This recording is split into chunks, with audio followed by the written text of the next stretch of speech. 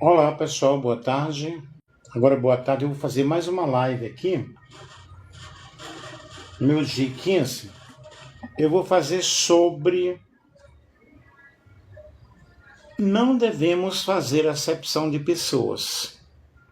O texto base, Romanos capítulo 2, versículo 11. Eu fiz essa mesma live no Facebook, porém no TikTok as pessoas assistem mais, então compartilhem. Eu fiz uma live agora há pouco falando sobre a profanação do santuário, segundo o profeta Ezequiel. Teve uma participação de 457 pessoas e quase 5.000 coraçõezinhos. Eu espero que vocês também participem desta live, coloquem coraçõezinhos aí, compartilhem com outras pessoas, é um assunto muito interessante também. Romanos capítulo 2, versículo 11 diz: porque para com Deus não há acepção de pessoas. E o que é acepção de pessoas? Todo mundo sabe sobre isso. A expressão bíblica vem do grego prosopolepsia, que significa julgar pela aparência. E também favorecer alguém por posição, riqueza ou influência. Logo, aí nós temos uma acepção de pessoas quando você julga o outro pela forma de falar. Isso já é um preconceito linguístico, né? Eu sou professor de língua portuguesa e posso muito bem falar sobre isso. Também nós fazemos acepção de pessoas porque um pertence a uma denominação, outro pertence a outra, ou pela posição social que a pessoa exerce. E é decidir não pela justiça, mas pela conveniência, aquilo que me convém. Eu rejeito o outro, rejeito a outra pessoa. Será que isso é bíblico? Será que Jesus ele aceita esse tipo de situação? Vejamos aí a posição de Deus. Deus é absolutamente imparcial. Não julga pela aparência. 1 Samuel, capítulo 16, versículo 7. Nós vemos aí a unção de Davi, quando Davi foi escolhido, né? Quando Davi foi ungido, os seus irmãos passaram, todos os seus irmãos com presença, com bela aparência, mas na realidade eles não foram aceitos. Aí veio Davi, ele foi aceito. Davi ele não foi escolhido pela aparência dele.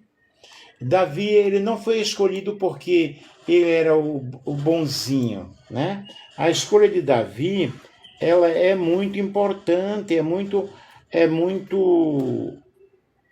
top nós entendermos sobre isso. A escolha de Davi, narrada na Bíblia, em 1 Samuel capítulo 16, é quando Deus, através do profeta Samuel, o seleciona para ser o futuro rei de Israel.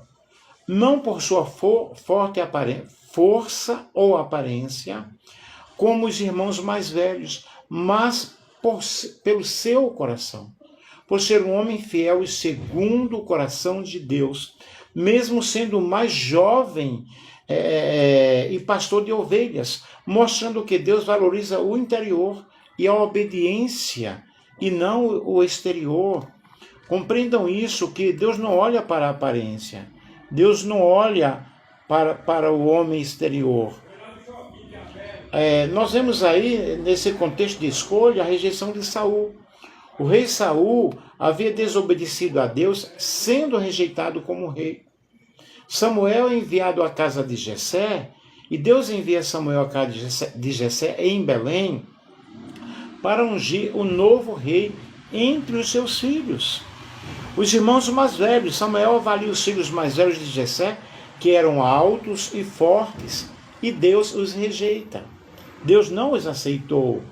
Davi, o mais novo, Davi estava cuidando das ovelhas, sendo o menor, o esquecido, mas Deus o aponta. E por que Davi foi escolhido? Coração segundo Deus. Deus disse: o homem vê a aparência, o homem vê o exterior, mas o Senhor vê o coração. 1 Samuel, capítulo 16, e o versículo 7. Compartilha aí com outros essa palavra, gente. É uma palavra muito boa. Fidelidade. Davi era fiel em suas tarefas, mesmo as mais humildes, como cuidar do rebanho. E preparação. A sua unção não o levou imediatamente ao trono, mas o preparou para as grandes responsabilidades, ensinando-o na escola do serviço. E lições que nós temos com isso: Deus enxerga além das aparências, valoriza o caráter, a fé, a fidelidade, mesmo nas pequenas coisas.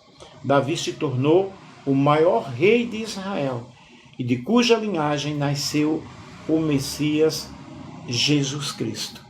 É interessante, é importante nós entendermos sobre a acepção de pessoas. Então vejam, Deus não faz acepção de pessoas. Ele não julga pela aparência. Vejamos a condenação bíblica da acepção. No Antigo Testamento: não fareis injustiças no juízo. Com justiça julgarás o teu próximo. Levítico capítulo 19 e o versículo 15. A acepção corrompe a justiça, destrói a comunidade, profana o nome de Deus. Gente, mandem coraçõezinhos aí. No Novo Testamento: se fazeis acepção de pessoas, cometeis pecado. Tiago 2, 1 e 9. Tiago é direto. Não é falha social, é pecado. Então você que pertence a um grupo religioso, nem visita o outro, nem saúda o outro, nem abraça o outro. Você está julgando-se superior a essa outra pessoa. Acepção de pessoas na prática religiosa. Tiago 2 mostra o rico sendo honrado e o pobre sendo humilhado. Alguém aí já foi rejeitado? Alguém aí já passou por isso? Alguém já fez acepção da tua pessoa? Hoje ocorre quando a posição vale mais que o caráter. A influência compra silêncio. Dinheiro define tratamento. Isso profana realmente o santuário do Senhor. E vejamos Jesus como modelo. Jesus tocou leprosos, comeu com pecadores, valorizou as crianças, confrontou poderosos, teve comunicação com todo tipo de pessoa. Entre vós não será assim. Marcos 10, 43. Quais são as consequências espirituais da acepção? Injustiça institucional, líderes corrompidos, culto rejeitado, perda da autoridade espiritual, e onde há acepção de pessoas, a graça é negada. Será que você está rejeitando alguém pela forma de falar, pelo sotaque, porque pertence a uma denominação, pertence a outra, ou por uma posição social, pela cor, pela pele? Deus não faz acepção de pessoas. Qual a aplicação para hoje? Não devemos favorecer líderes influentes, queridos, proteger erros de importantes, silenciar a verdade por conveniência. Não, ele é o líder, ele é o pastor presidente, não toque no ungido. As pessoas pegaram esse amuleto para não detonarem o pecado da liderança. E quando nós olhamos para a Bíblia, para a palavra de Deus, existe sim a detonação do erro daquele que se considera o grande, né? Devemos agir com justiça, amar com equidade, julgar com verdade. A acepção de pessoas é negar o caráter de Deus. Onde ela existe, o santuário está profanado. Prestem bem atenção. Igrejas que assim fazem não estão de acordo com a Bíblia. Texto base: se fazeis acepção de pessoas, cometeis pecado. Tiago, capítulo 2, o versículo 9. A autoridade da Bíblia acima da instituição. A igreja não é definida por tradição, pelo tamanho ou por sua influência social, mas pela fidelidade às Escrituras. Ainda que nós ou um anjo anuncie outro evangelho, seja anátema. Gálatas, capítulo 1, versículo 8. A acepção de pessoas é pecado mencionado na Bíblia, na palavra de Deus. A Bíblia não relativiza favoritismo, não relativiza privilégios. O tratamento, a Bíblia não relativiza, né? Não tem tratamento desigual, o tratamento é para todos. Jesus declara, não há acepção de pessoas. Romanos capítulo 2, versículo 11. Portanto, igrejas que praticam acepção estão em desobediência direta. Quando a prática conduz à confissão, pode haver culto correto, doutrina no papel, linguagem bíblica, mas se não há favorecimento de ricos, proteção de líderes influentes, desprezo pelos pequenos, não há conformidade com a palavra de Deus. Jesus foi o grande exemplo. Ele confrontou fariseus, ele confrontou sistemas religiosos e a hipocrisia institucional. Ai de vós, escribas e fariseus. Mateus capítulo 23. Ele não ajustou a verdade ao sistema. Acepção profana o santuário. Nós vemos à luz de Ezequiel, sacerdotes que distorcem a justiça, líderes que silenciam a verdade, resultam em retirada da glória de Deus, culto vazio e a execução do juízo de Deus, um juízo espiritual. A igreja fiel às Escrituras é aquela que honra pobres e ricos igualmente, confronta o pecado sem privilégios, vive justiça do reino. O que o Senhor pede de ti, que pratiques a justiça, Miqueias capítulo 6, versículo 8. Eu conheci uma igreja que tinha um lugar especial para os dizimistas, e quem não era dizimista sentava em outra parte, em outros bancos. Isto é acepção de pessoas. Igrejas que negociam a verdade não representam o Deus da verdade. Cadê os coraçõezinhos aí? Estão compartilhando com outras pessoas? A Bíblia é clara, a obediência não é opcional. Jesus aceitou a todos os grupos. Qual é a verdade central disso?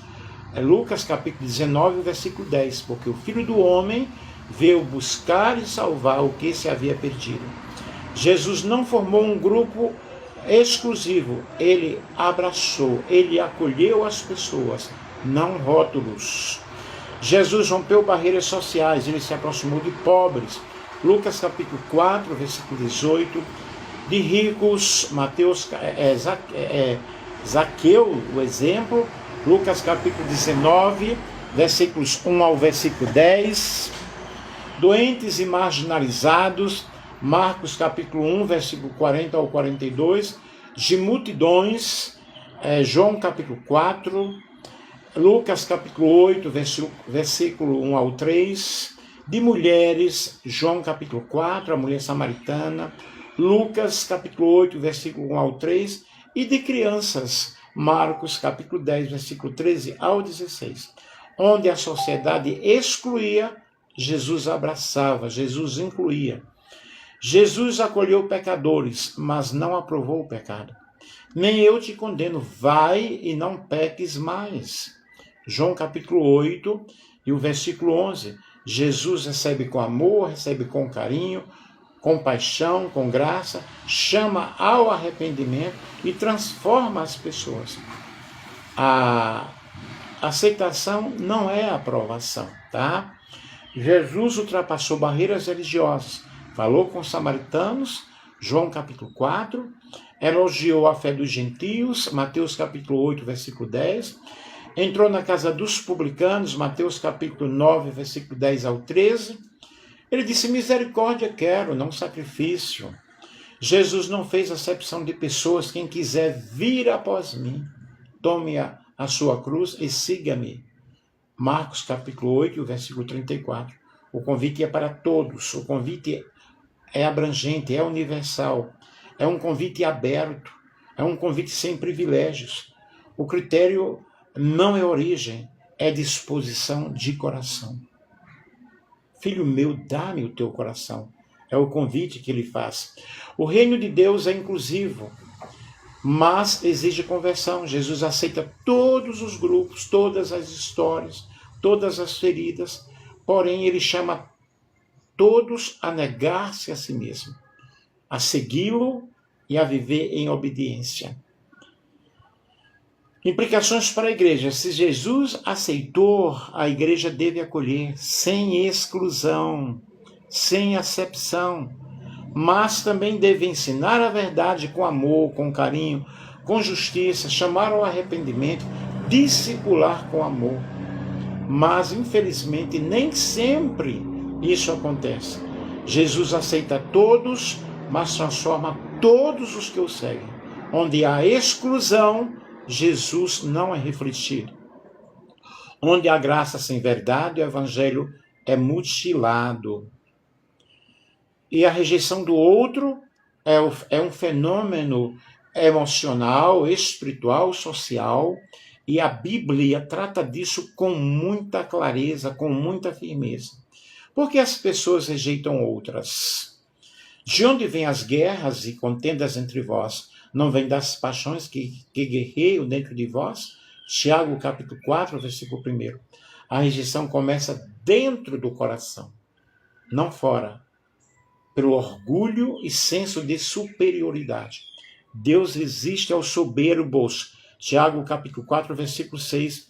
Quando alguém se considera moralmente o melhor, espiritualmente o superior, socialmente acima, passa a rejeitar quem não se encaixa em seus padrões.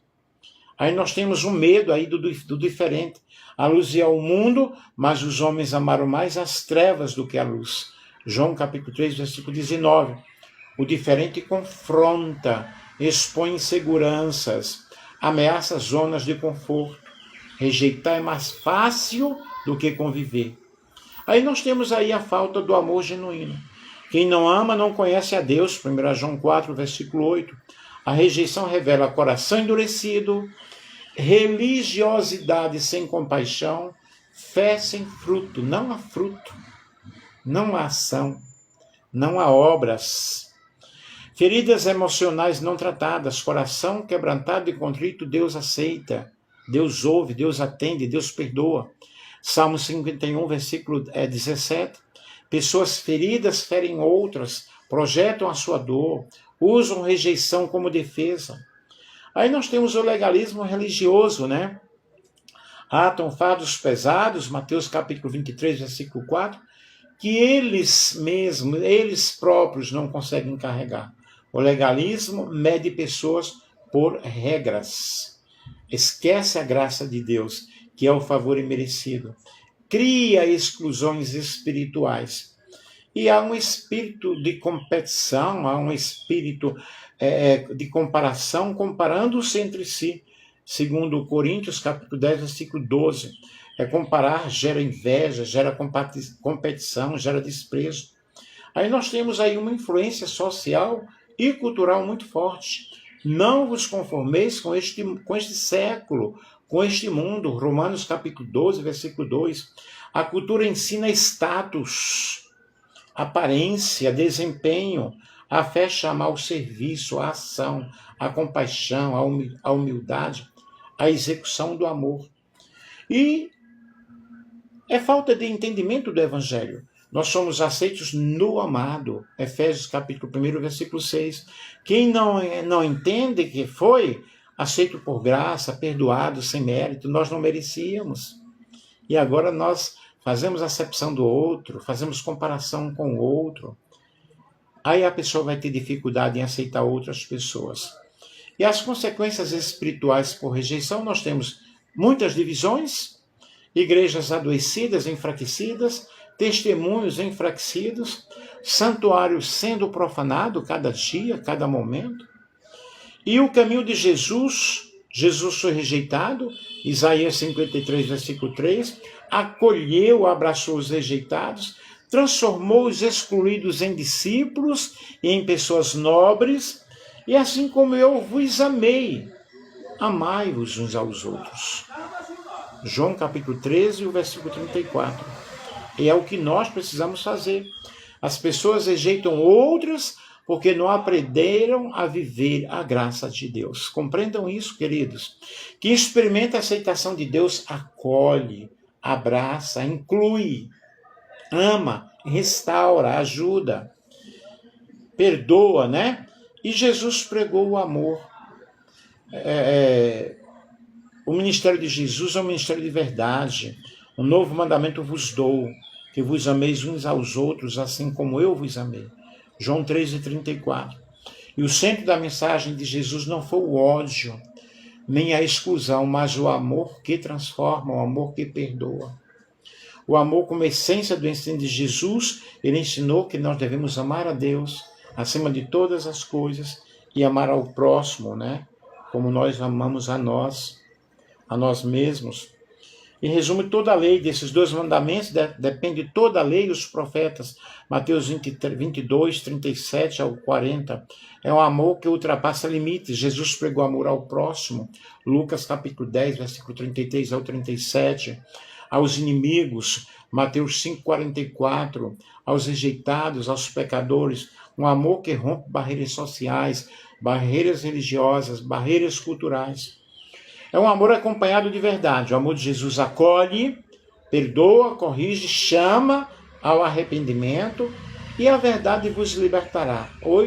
João 8,32, ele é a própria verdade, né? Conhecereis a verdade e a verdade vos libertará. Amor sem verdade é permissividade. Verdade sem amor é opressão. Amor sacrificial, ninguém tem maior amor do que este. Dar a vida pelos seus amigos. João 15:13. A cruz é a maior pregação de amor. Porque Deus amou o mundo de tal maneira que deu seu Filho unigênito para que todo aquele que nele crê não pereça, mas tenha a vida eterna. E nós vemos aí o amor como marca dos discípulos. Nisto conhecerão que sois meus discípulos. João 13:35. Amar não é templo, não é cargo, não é título. O amor como marca dos discípulos é o amor vivido, é o amor em ação. E quais são as implicações para a igreja? Jesus pregou amor à igreja, Jesus pregou amor e a igreja deve acolher sem exceção. Não rejeitar, não jogar fora, não excluir as pessoas. Servir com humildade, corrigir com amor, corrigir com misericórdia, corrigir com compaixão, amar com a verdade, né? Onde não há amor, Jesus não é representado. Jesus não apenas pregou o amor, ele é o próprio amor encarnado. Quem ama Jesus, ama, ou seja, quem segue Jesus, né? Ama, inclui, restaura, transforma. E aí está realmente o amor de Jesus, é um amor transformador, é um amor central. Nós o amamos porque ele nos amou primeiro. 1 João 4, versículo 19. Foi ele quem nos aceitou da forma que nós somos. É claro que nós precisamos mudar, não é?